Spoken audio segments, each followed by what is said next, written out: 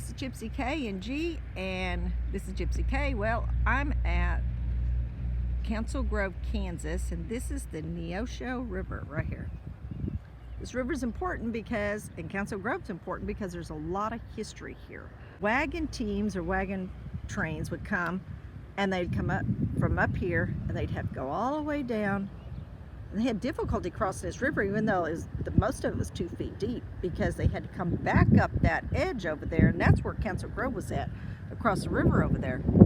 And these rapids that's in the river right here, they're supposed to be indentations, or they say where the wagons came through and made markings in the bedrock.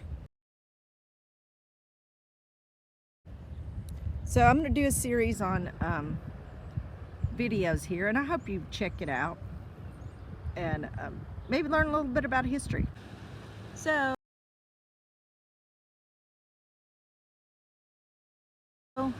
this is the Neosho River, and this is the walking trail that goes around it, the walking path. It goes all the way down, and then it goes to like some amphitheater thing, and this goes over to the mission school. So it's a beautiful walk. It's such a nice area to walk in. It's such a nice day. It's really cool. So this is Neosho River Crossing Overlook and Sante Fe Trail, 1821 to 1880. Yep, you can see the ruts right there where they crossed. In there.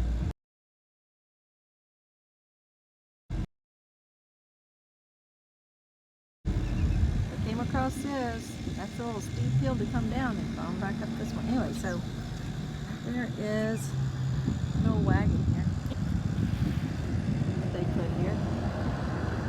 Get it back, but I can't. Get it back. There we go. Sorry about that. Pretty cool.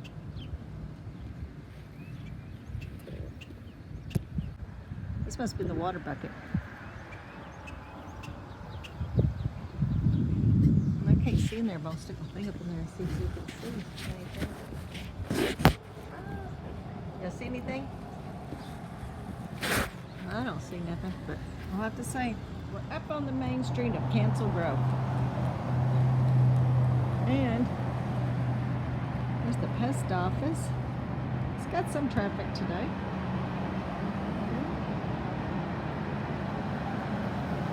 And they're driving on the Sante Fe Trail. This is the actual Sante Fe Trail right here. That's pretty cool.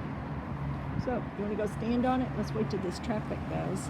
And we're going to stand on the Sante Fe Trail, y'all. Here we go. You ready? All right, you're on it. Let me get up there. You are on. You're on the Sante Fe Trail. Cool, and someone actually stopped for me.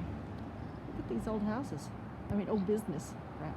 Y'all just have to overlook me. I don't tell what comes out of my mouth sometimes. Look at that. So, some of these are antique stores. Some of them are little eclectic stores. Look, here's some stuff in here.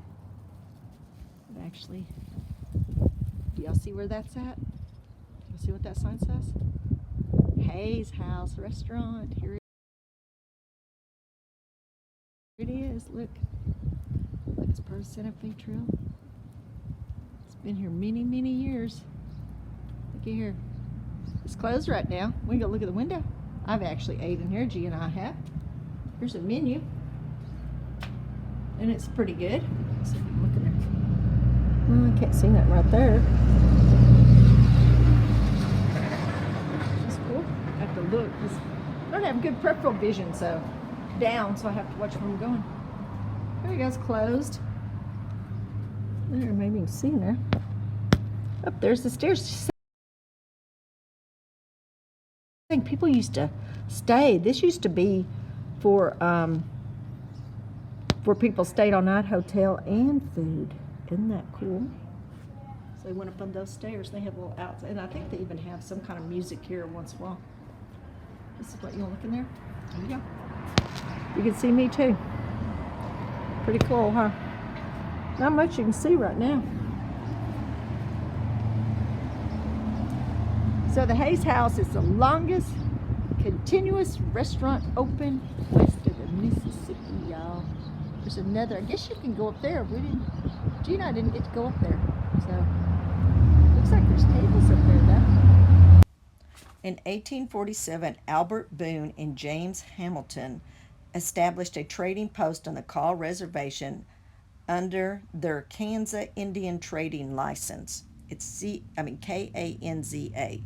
I know I'm butchering that name. So they hired Seth Hays to come and run the trading post that they established.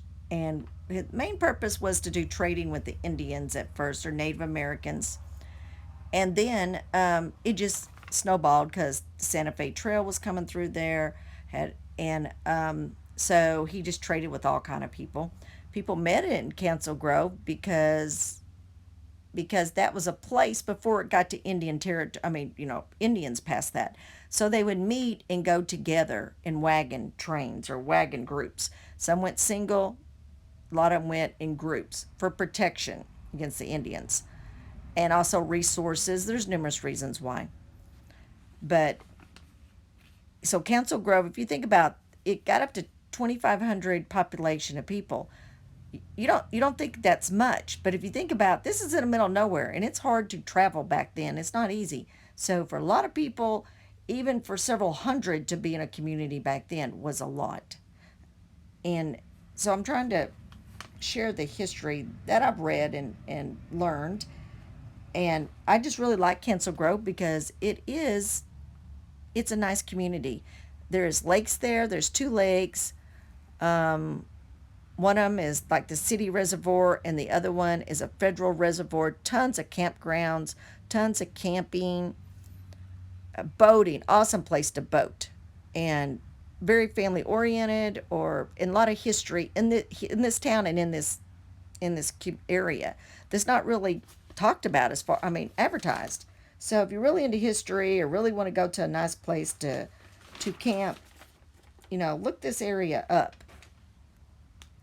Because it is nice around here. I've not ate at a lot of restaurants here. I have ate at the Hays House. It is pretty good. I'm trying to show you what looks down Main Street. I've sped this up so you can, so you won't just listen to me go da-da-da on and on, which I tend to do. This is an old Baptist church, the first one in Council Grove, and it's pretty cool. I like those round windows right there. The way they arch out is what I look. And of course, I try to look in the windows. You can't see anything. Kind of nosy. Yeah, that's me. It was on a Sunday. There wasn't a lot of traffic on that day. I think that's a beautiful old church. And it's got the cleanest bathrooms. Public bathrooms. I've never been in any bathrooms any cleaner than that. So thumbs up for that. This is the Stella Opera House. It's built in... Isn't that cool? It has so much detail to it. I never knew what it was till I researched it and looked it up. I always notice it when I come through the town, but never knew the history behind it. So I like that. So you imagine years ago, all the wagons on here. And the people in the 1920s, 1900s, first cars that come through. The man that built Carnegie Hall in New York also donated money to build libraries throughout the world, and there's a lot of them here in Kansas. This is the library, and Gina and I have actually been in there, and it is old. It's got a bunch of old papers and stuff. Oh, it says 1916. Look at here. It's also the Morris County Historical Society. So the people, Carnegie Hall, are the same people that built all these libraries. And look how nice they are. And there's a lot of them around here in these towns. So, yeah. That is really nice. Isn't that cool? All right, well, on we go. Trying to get across the street, trying to focus. I don't know if you can see it or not. We can hear all these old signs. Another thing is a lot of the streets here in Kansas and town are brick. Yeah, they still use them. Look at here. Old sign. Hey y'all, that'd be a drop off. Look, there's nowhere to get down. Open the door. Oops. Uh-oh. So back to Seth Hays. Seth Hays came here in the mid 1850s. So somewhere around there. Don't hold me to it. But he brought with him a female slave by the name of Sally Taylor and was known as Aunt Sally. He built a log cabin on the side of Neosho River, the river, to house him and Aunt Sally, and it also was a trading post. And so it just went from there. Now, when he was 50, he adopted a little girl by the name of Kitty Parker Robbins, Robbins. That's kind of old to be adopting a child. But her mother passed away in childbirth, and he brought her to Aunt Sally to raise. So in 1867, he built a larger house, a nice home, one of the biggest houses in that area. And there's a video about it that's on here that that Aunt Sally and Kitty lived in with him. Now, what's important is that in 1861, Kansas came into the Union as a free state, so Aunt Sally was freed. She chose not to leave. She stayed with the family, which is very important. Now, Aunt Sally passed away in 1872, and then 1873, Seth Hays passed away.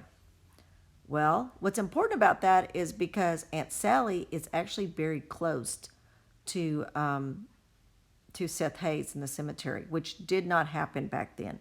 And when he passed away, his daughter, Kitty, adopted daughter, got everything that he owned, all the money, the buildings, everything.